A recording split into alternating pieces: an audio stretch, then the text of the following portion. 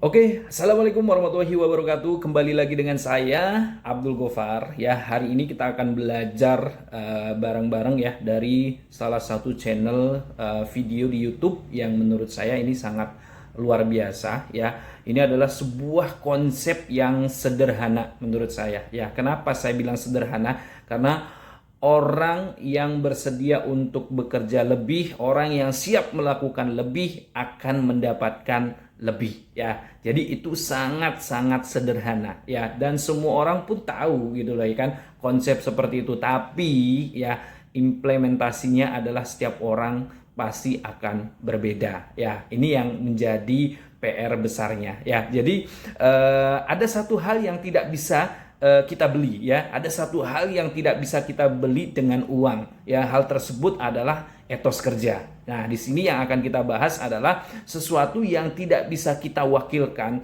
Kita tidak bisa membayar orang lain untuk melakukan kerja keras kita ya. Jadi kita harus memiliki etos kerja keras kita sendiri ya. Tidak bisa diwakilkan atau digantikan dengan asisten kita atau bawahan kita ataupun karyawan kita. Kita harus memberikan upaya yang lebih ya. Jadi kita harus bekerja lebih ya.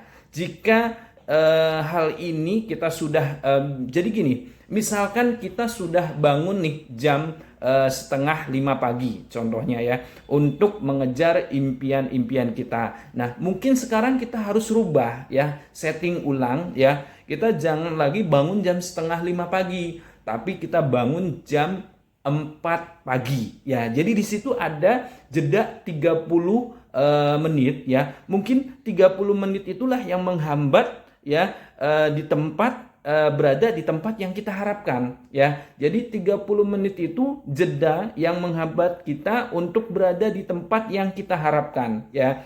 Jadi kita harus merubah, men-setting ulang lagi ya. Jadi yang tadinya jam 5 pagi, setengah 5 pagi, kita akan rubah setting ulang menjadi jam 4 pagi ya.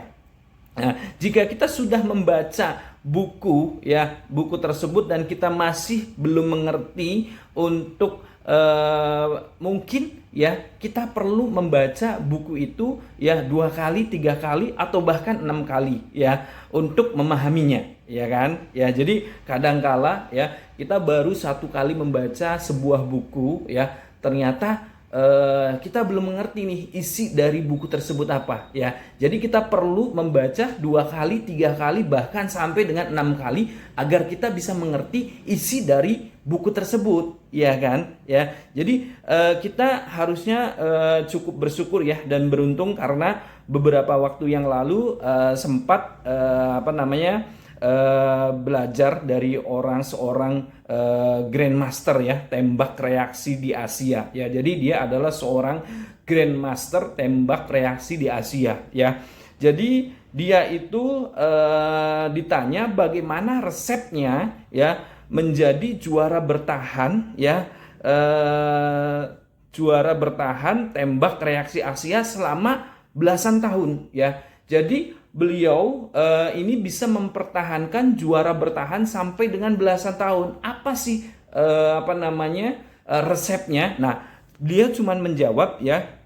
Jawaban beliau sangat sederhana dan sampai mungkin ya masih teriang-iang jawabannya ya. Jadi jawabannya adalah ketika orang lain sekali latihan itu menghabiskan 200 peluru ya.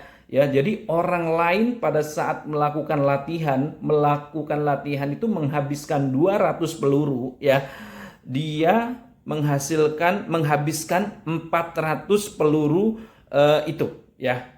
Jadi orang lain melakukan latihan menghabiskan 200 peluru, dia menghabiskan 400 peluru ya. Itu saja yang dia lakukan ya kan, tidak lebih gitu loh, tidak ada yang lebih. Jadi saya punya resep lain selain melakukan jumlah yang lebih banyak.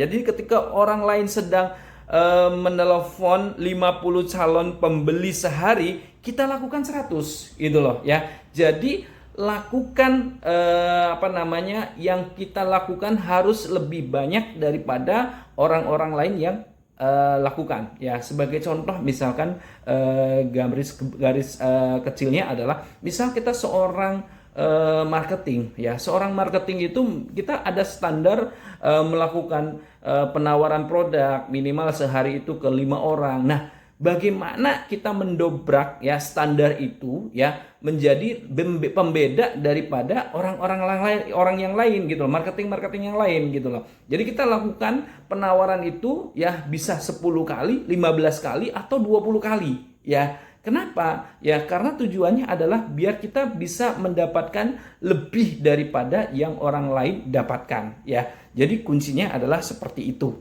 ya kan.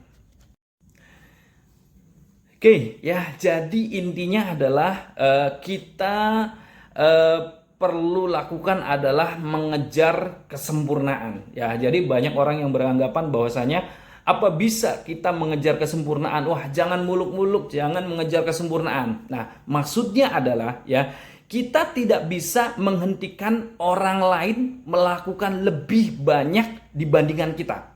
Ingat, ya kita tidak bisa menghentikan mereka ya melakukan lebih banyak daripada kita. Oleh karena itu yang tadi saya bilang, kita harus mengejar kesempurnaan ya. Tujuannya apa? Biar kita menjauh daripada mereka yang melakukan lebih banyak gitulah dibandingkan kita ya. Jadi kita harus terus berlatih, kita harus memiliki etos kerja dan kerjakan bagaimana ini adalah peluang terakhir dalam hidup kita. Jadi kita harus berpikir ini adalah kesempatan terakhir dalam hidup kita ya. Kita harus mengasah keterampilan kita dan kita harus berjuang habis-habisan untuk orang seperti kita. Saya harus menyadari bahwa saya memiliki banyak keterbatasan, saya tidak memiliki kemampuan ataupun keterampilan yang dimiliki oleh saingan-saingan kita. Jadi kita harus menyadari hal tersebut ya. Proses perjuangan itu berada di tengah-tengah kegelapan ketika kita